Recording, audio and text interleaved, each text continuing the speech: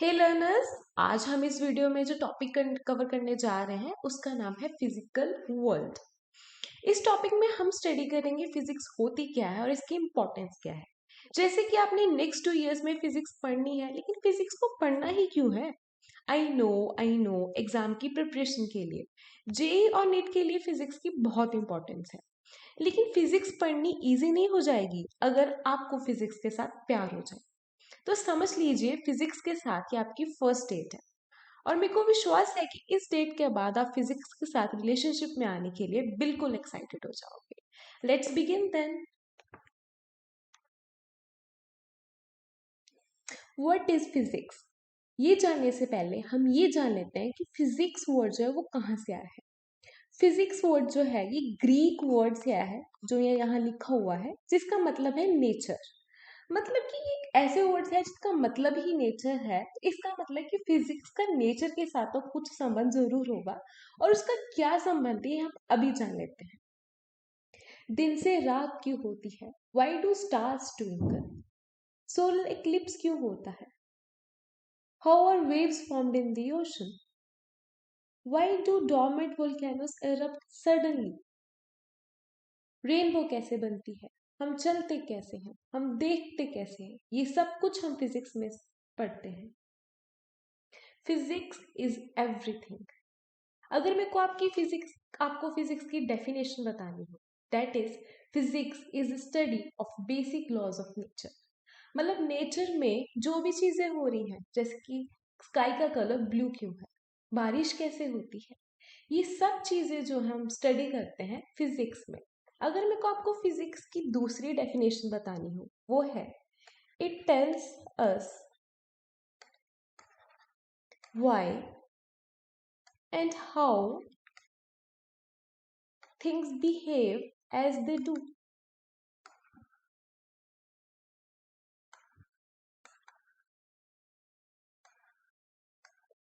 And helps us to predict future things. मतलब physics में हम स्टडी करते हैं कि चीजें क्यों होती हैं, वाई, कैसे होती हैं, हाउ, और उसकी हेल्प से हम प्रिडिक्ट करते हैं कि फ्यूचर में कोई भी चीज कैसे होगी। जैसे कि जो एक बॉल है वो नीचे क्यों गिरती है, हमें पता है why, it is because of gravitation. कैसे गिरती है, मतलब हाउ, मतलब किस स्पीड से गिर रही है, किस वेलोसिटी से गिर रही है, कितने टाइम में गिरेगी, ये सब कुछ भी हम स्टडी करते हैं फिजिक्स में। और ये जो लॉ हमारे पास आया है, ग्रेविटेशनल लॉ, इसको यूज करके हम प्रिडिक्ट कर सकते हैं फ्यूचर में कोई चीज कैसे गिरेगी।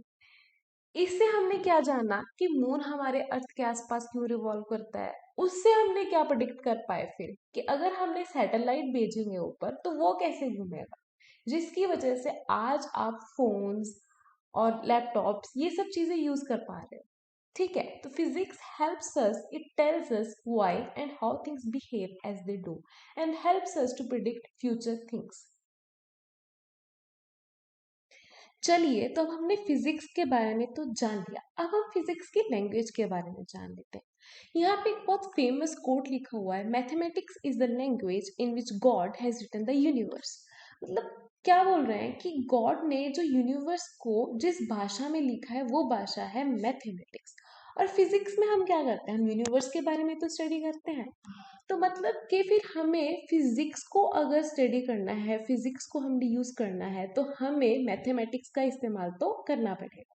ठीक है, तो इस चीज को मैं आपको एक एग्जांपल के जरिए बता देती हूँ कि जैसे कि हमारे पास फिजिक्स में क्या होता है कि हम ये चीज स्टडी करते हैं कि अगर फोर्स नहीं लग रही है किसी बॉडी पे तो उस पर एक्सेलरेशन भी जीरो हो जाएगी, और अगर फोर्स लग रही है तो एक्सेलरेशन जो है वो भी कुछ होगी। अब ये चीज मैंने कितने सारे लाइंस में और कितने सारे वर्ड्स को यूज करके एक्सप्लेन करी है। इसी चीज को मैं एक मैथमेटिकल इक्वेशन से बता सकती हूँ, F is equal to M में। ये भी वही चीज बता रहा है, जैसे कि अगर फोर्स जीरो हो जाएगी तो एक्सेलरेशन भी तो हमारी जीरो हो जाएगी, और अगर फोर्स की कुछ वैल्यू होगी तो एक्सेलरेशन की भी तो कुछ वैल्यू होगी। ठीक है, मतलब वही चीज को मैंने 3 अल्फाबेट से एक्सप्लेन कर दिया, और ये चीज कितनी आसान होगी। इसीलिए आप जब भी देखोगे कि फिजिक्स में 90% तो मैथमेटिक्स ही यूज हो रहा होता है, और फिजिक्स में हम बहुत सारे एडवांस मैथमेटिक्स का भी इस्तेमाल करते हैं। तो अभी फिजिक्स में हमारे पास जो फंडामेंटल प्रिंसिपल्स हैं वो दो हैं, ठीक है।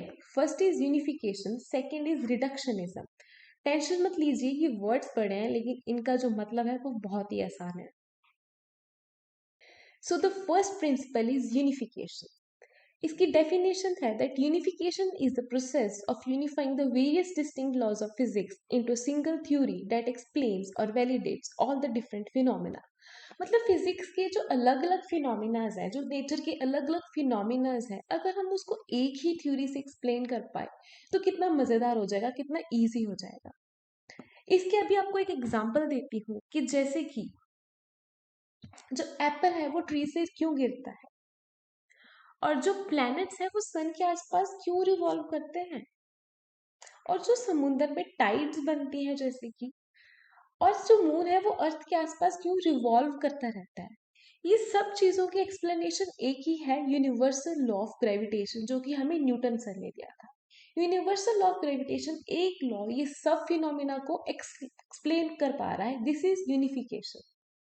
जैसे कि इसकी सेकेंड एग्जांपल है Maxwell's equation of electromagnetism. Maxwell ने क्या कर दिया कि उसने लाइट और इलेक्ट्रिसिटी और मैग्नेटिज्म को चार इक्वेशंस के साथ उसने उनको ज्वाइन कर दिया। मतलब चार इक्वेशन से हम लाइट, इलेक्ट्रिसिटी और मैग्नेटिज्म इनको एक्सप्लेन कर सकते हैं, इनके फिनोमिना को, और उसने एक तरीके से इनको यूनिफाई कर दिया, ये तीन चीजों को।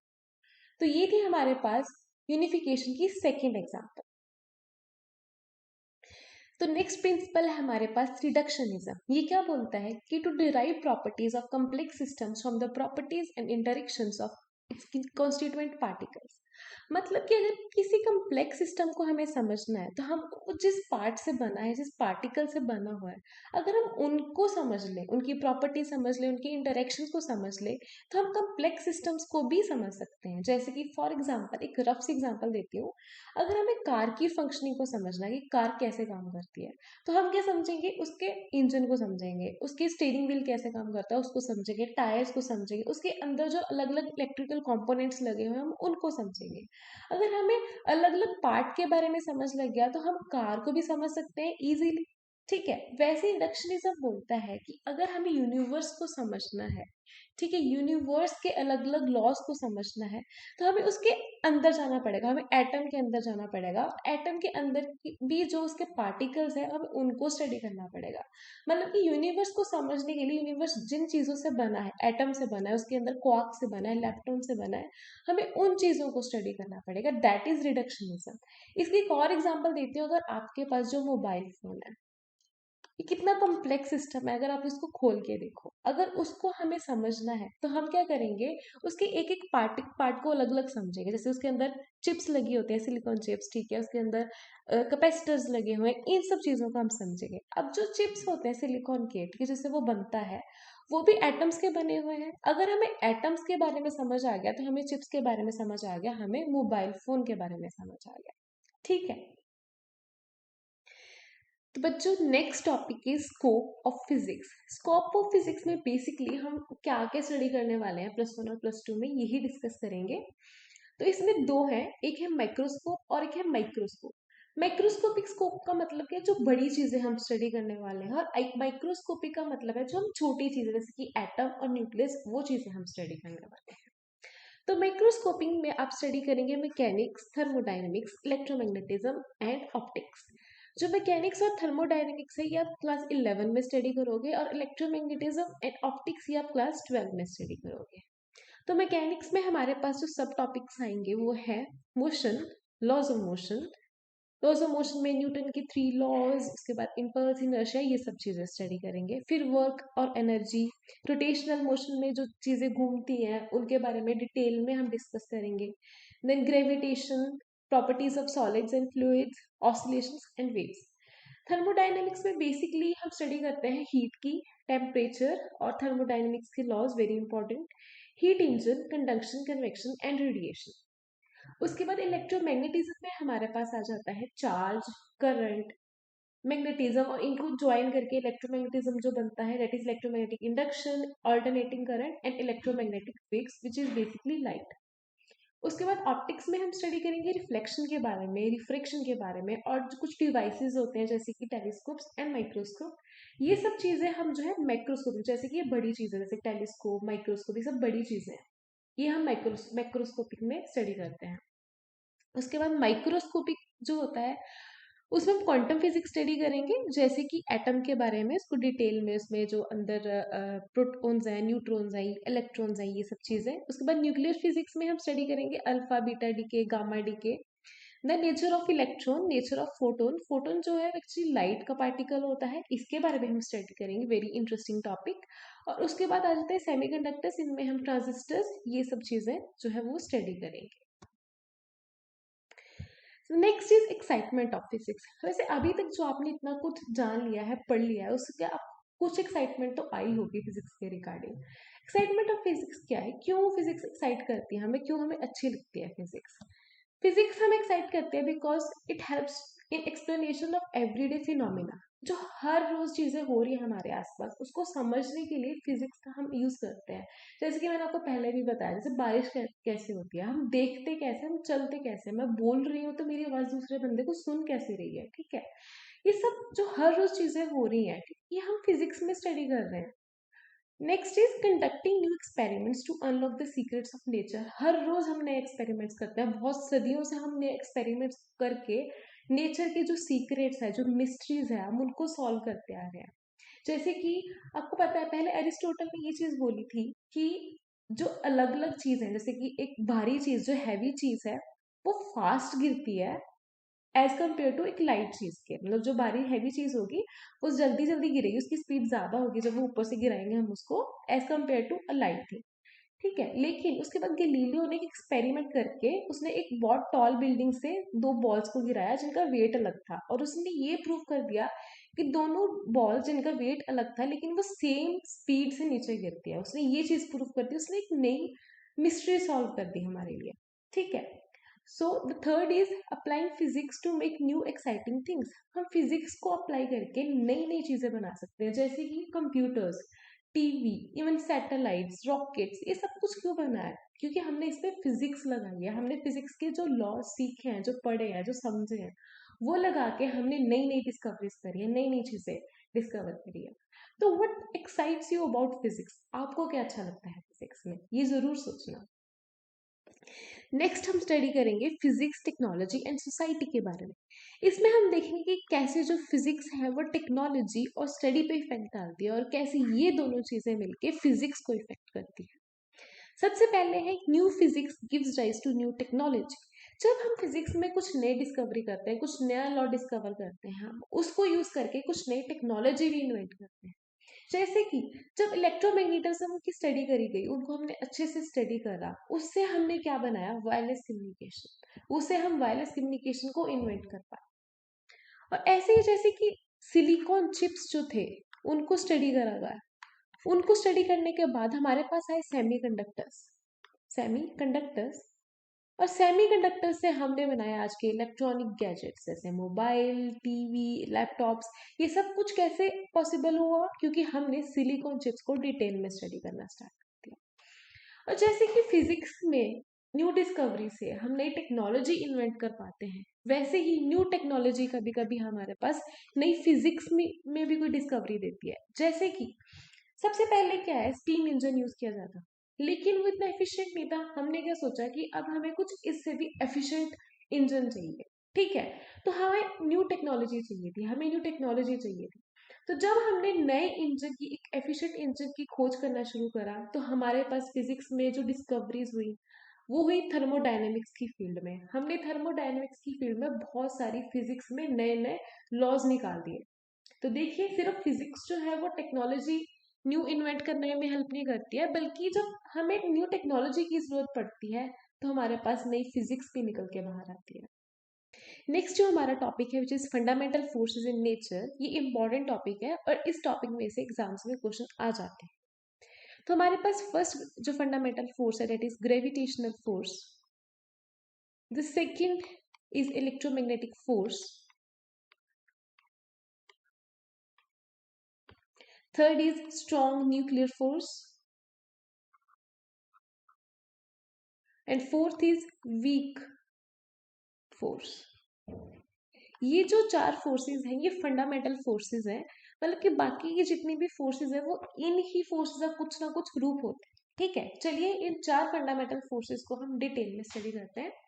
सबसे पहले हमारे पास है ग्रेविटेशनल फोर्स। ग्रेविटेशनल फोर्स के बारे में आपको कुछ ना कुछ आइडिया होगा ही। ग्रेविटी, कोई भी चीज धरती पे आती है, क्यों आती है? Because of gravitation. ओके, तो जो ग्रेविटेशनल फोर्स होती है ये दो बॉडीज के बीच में लगती है जिनका कुछ ना कुछ मास होता है। मतलब कि हमारे पूरे यूनिवर्स में जिन भी ऑब्जेक्ट्स का कुछ मास है, ठीक है, वो एक दूसरे पे ग्रेविटेशनल फोर्स लगाते हैं। और जो ग्रेविटेशनल फोर्स होती है ये अट्रैक्टिव इन नेचर होती है, मतलब कि एक दूसरे को अट्रैक्ट करती हैं ऑब्जेक्ट्स। जैसे कि हमारे पास दिया हुआ है यहाँ पे दो ऑब्जेक्ट्स, ठीक है। एक ऑब्जेक्ट जो वन है उसका मास है m1 और ऑब्जेक्ट टू है उसका मास है m2। ये एक दूसरे पे ग्रेविटेशनल फोर्स लगाएंगे क्योंकि इनके पास क्या है, मास। और जो वो ग्रेविटेशनल फोर्स एक दूसरे पे लगा रहे हैं F1 और F2, वो दोनों बराबर होती, ठीक है। और उसकी वैल्यू क्या है, G m1 into m2 upon R square, जिसमें जी हमारे पास आ जाता है ग्रेविटेशनल कांस्टेंट। ग्रेविटेशनल कांस्टेंट, ठीक है।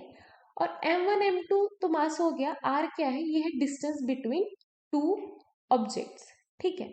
मतलब कि दुनिया में जितनी भी चीजें हैं जिनका कुछ मास होता है वो एक दूसरे पे ग्रेविटेशनल फोर्स लगाते हैं, जिसका फॉर्मूला ये होता है। मतलब कि इस टाइम पे मैं आप पे भी फोर्स लगा रही हूँ, मैं इस टाइम पे दीवारों पे भी फोर्स लगा रही हूँ, आप भी सब चीजों पे फोर्स लगा रही हो, इन सब चीजों का कुछ मास है और वो अट्रैक्टिव फोर्स है, ठीक है।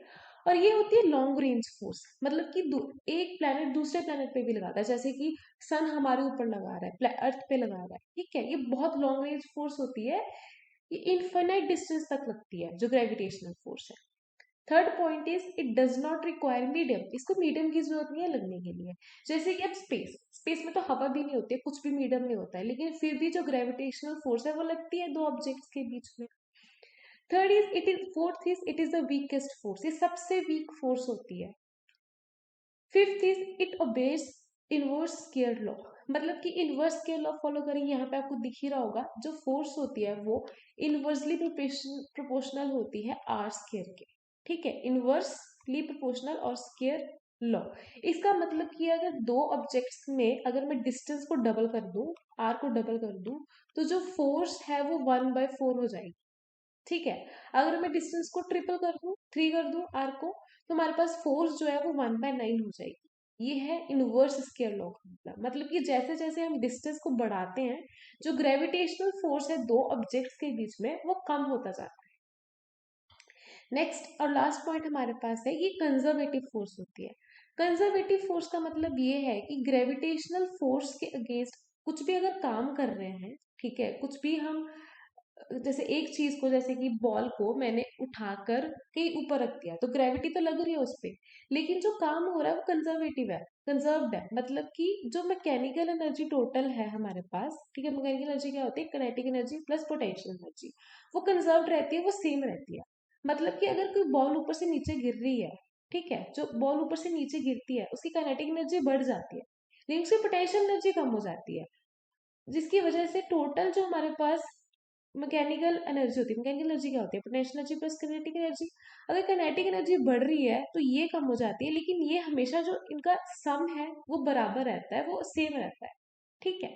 तो कंजर्वेटिव फोर्स का मतलब क्या है, जो मैकेनिकल एनर्जी है वो चेंज नहीं होती है ग्रेविटेशनल फोर्स में, ठीक है। Next force is electromagnetic force.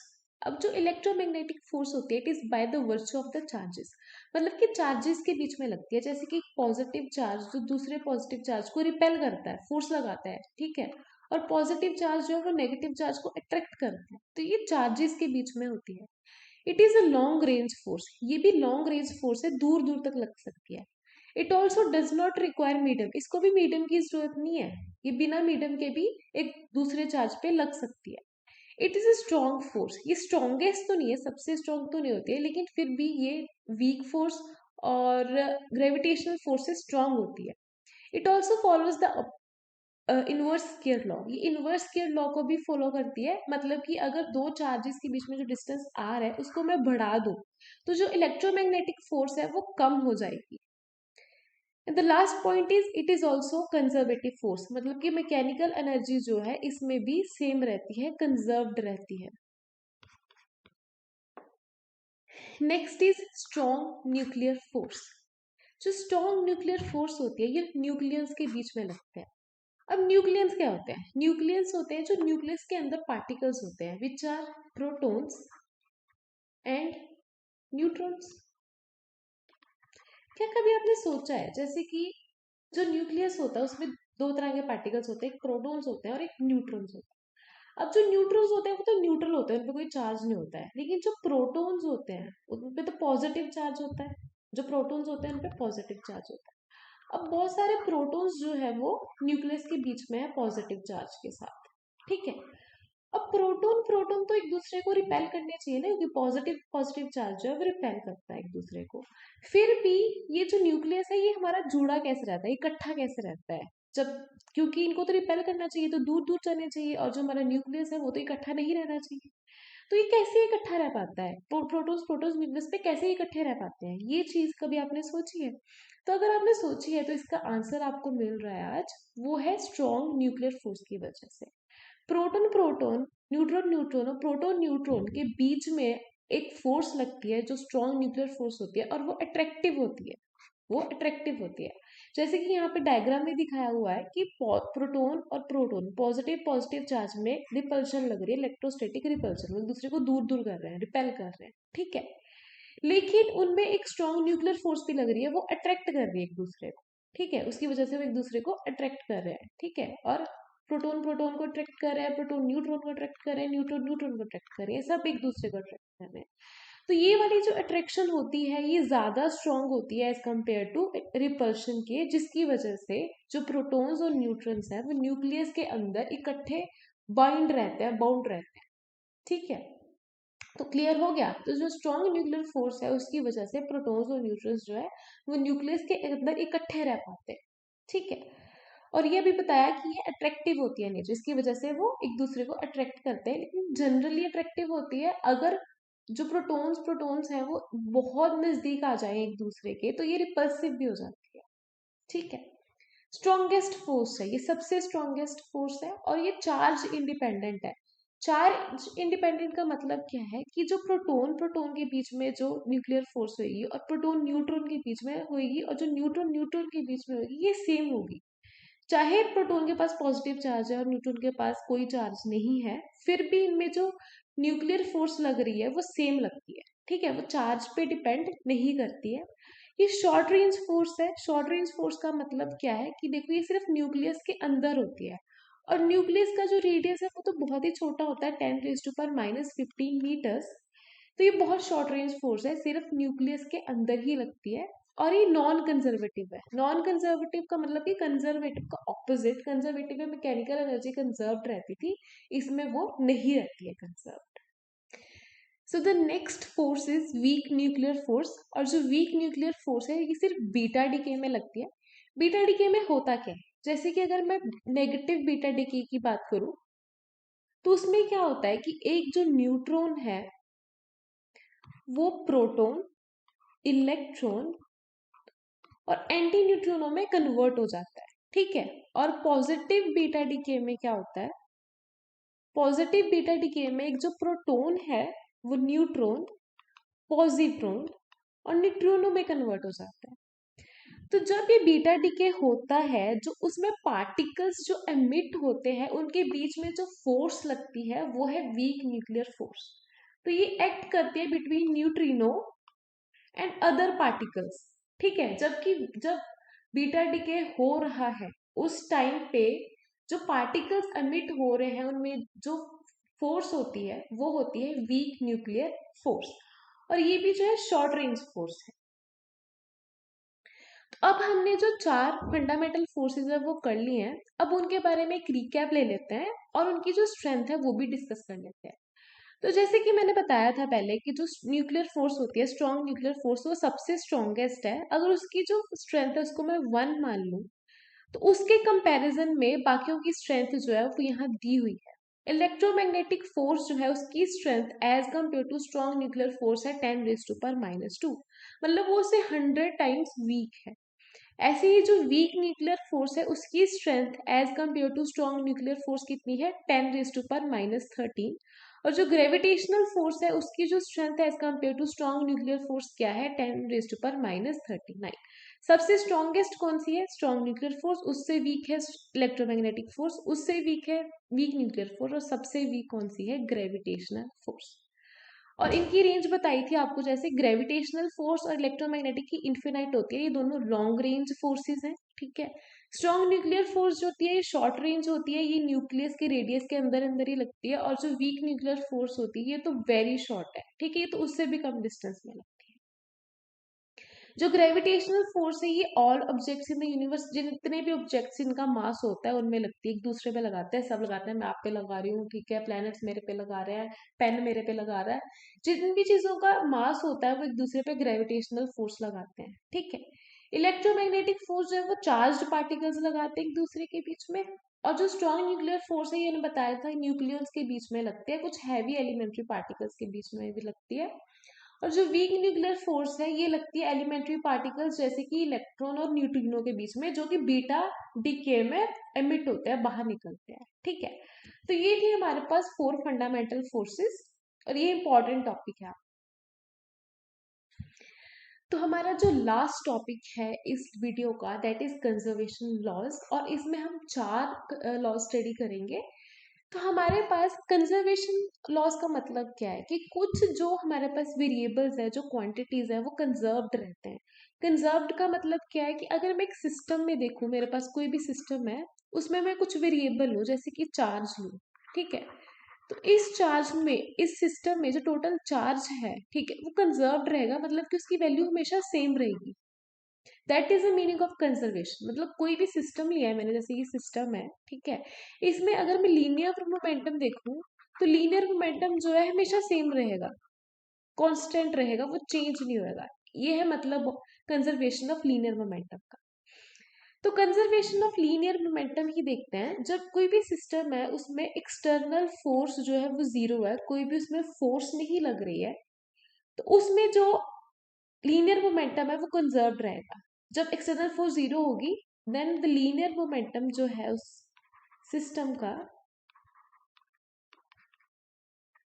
Is conserved. ऐसे ही अगर किसी भी सिस्टम में जो टॉर्क है वो नहीं लग रही, एक्सटर्नल टॉर्क नहीं लग रही, तो उस सिस्टम का जो एंगुलर मोमेंटम है वो कंजर्व्ड रहेगा। Angular momentum is conserved. अब अगर मैं बात करूं कंजर्वेशन ऑफ चार्ज की, तो एक सिस्टम में जो चार्ज होता है वो भी कंजर्व्ड रहता है। कभी कभी बच्चे जो है वो कंफ्यूज हो जाते हैं पेयर प्रोडक्शन में और एनिहिलेशन में। पेयर प्रोडक्शन में क्या होता है हमारे पास कि एक जो गामा रे है जिस पे कोई चार्ज नहीं होता, वो बनाती है इलेक्ट्रॉन और पॉजिट्रॉन, ठीक है, इलेक्ट्रॉन और पॉजिट्रॉन बनते हैं गामा रे से। अब पहले कोई चार्ज नहीं है, लेकिन उसके बाद बच्चे कंफ्यूज हो जाते हैं कि पॉजिटिव चार्ज और नेगेटिव चार्ज है, तो यहाँ तो चार्ज बन गया, लेकिन टोटल चार्ज तो जीरो रहेगा ना, पॉजिटिव नेगेटिव एक दूसरे को कैंसिल आउट करते हैं, तो टोटल चार्ज इज जीरो। तो इस सिस्टम में भी जब गामा रे जो है वो कन्वर्ट हो रही है पॉजिट्रॉन और इलेक्ट्रॉन में, जो चार्ज है वो तो कंजर्व्ड ही रहता है। और अगर मैं एनिहिलेशन की बात करूं, एनिहिलेशन में क्या होता है कि एक इलेक्ट्रॉन और पॉजिट्रॉन कंबाइन करके गामा रे बनाते हैं, तो इसमें भी पहले चार्ज जीरो था, टोटल चार्ज जीरो, और बाद में भी जीरो है, तो चार्ज जो है इस सिस्टम में कंजर्व्ड है। The last is conservation of energy मास। मैं कंजर्वेशन ऑफ एनर्जी की बात नहीं करूंगी, क्योंकि जो एनर्जी है वो मास में कन्वर्ट हो सकती है, और जो मास है वो एनर्जी में कन्वर्ट हो जाता है। तो हमारे पास क्या है, कंजर्वेशन ऑफ एनर्जी मास। तो हमारे पास क्या है कि आइंस्टाइन ने बोला था कि जो एनर्जी है वो मास में कन्वर्ट होती है इस फॉर्मूले के according. This is Einstein mass energy equivalent जो फॉर्मूला है हमारे पास, ठीक है। तो मतलब अगर एक सिस्टम की बात करूं तो उसमें टोटल जो एनर्जी और मास है वो कांस्टेंट रहता है, वो कंजर्व रहता है, एनर्जी कंजर्व नहीं रहती है और मास भी कंजर्व नहीं रहता है, क्योंकि एक दूसरे में ये चेंज हो सकते हैं, लेकिन टोटल एनर्जी प्लस मास जो है वो हमारे पास क्या है, कंजर्व्ड। और अभी आपका नेक्स्ट काम है fundamental forces and conservation laws जैसे इंपॉर्टेंट टॉपिक्स के क्वेश्चंस को सॉल्व करना। और आपको बहुत सारे क्वेश्चंस मिल जाएंगे एडुरक पर। आपको सारी logged videos, documents and test JEE और नीट के मिल सकते हैं एडुरक के इन्फिनिटी प्लान में in less than 100 rupees per month. Thank you.